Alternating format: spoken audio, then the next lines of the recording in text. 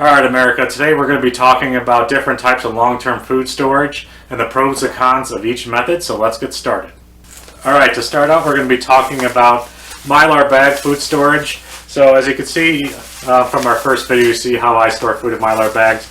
You can put a lot of different things in here in terms of rice, grains, beans. Here I have some instant coffee that can last about 10 to 15 years if properly stored. Some positives of this Mylar. People say it's expensive, but I personally think it's really cost effective to seal. All you need is a cheap hair straightener or iron that many people already have.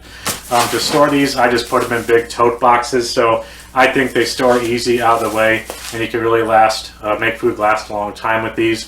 Some negatives, obviously, depending on what Mylar buy, they're not all created equal in terms of thickness.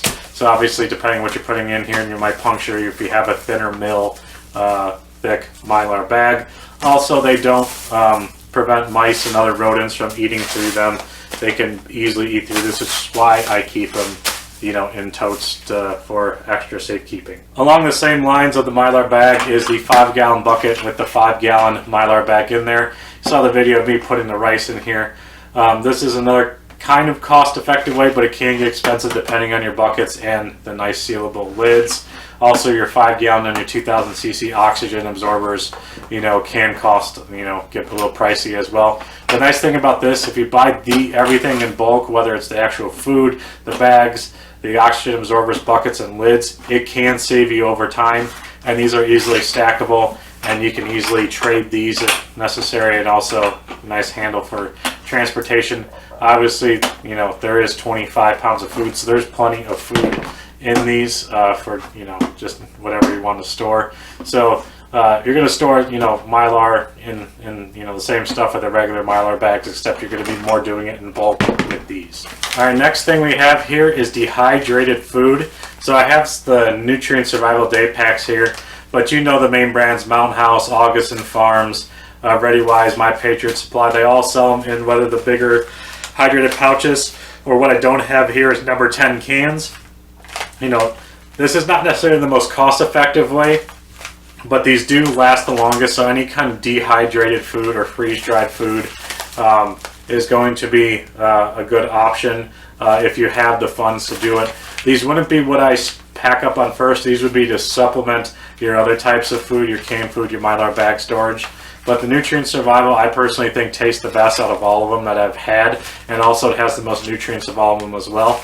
So dehydrated food is another good way to supplement your long-term food storage. All right, next up we have good old aluminum canned foods. So the nice part about these is just because they have a best by date, that doesn't mean that they're necessarily expired or they're not safe to eat.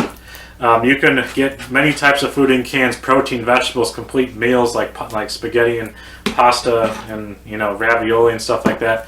As long as the can is properly sealed up top and there's no rust or any discoloration and there's no dents that's infecting the structural integrity of the seal, you can eat this almost indefinitely, no matter what the internet tells you.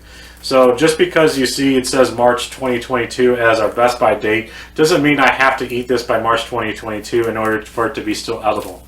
Obviously, you will lose nutritional value over time, and the taste might be weird, the longer you don't eat it.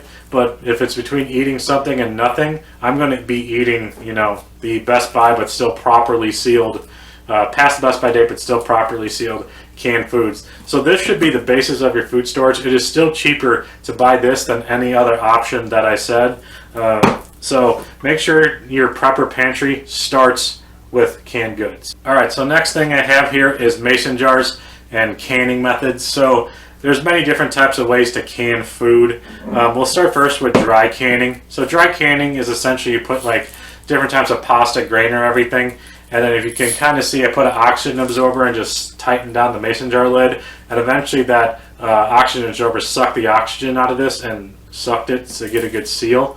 The good thing about the mason jars is that, you know, they're really reusable. So if you have extra lids and you want to reuse this, or even just it's an easy, good barter item to trade here. Here's just, you know, here's a pint, or I think this is a pint of mason jar, and there it is. The bad thing about this is it does let light through, so obviously UV rays can negatively affect foods easier, but that's your main drawback. And obviously this is glass, so obviously if you live along a fault line or something like that, these are fragile, obviously, so you want to make sure you store these properly and carefully.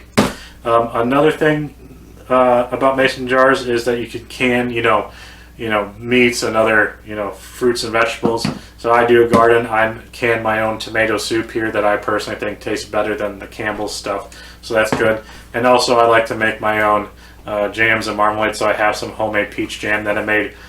With these, they're at least good, good Best Buy for a year. But if you have a good seal, these can last a long time as well.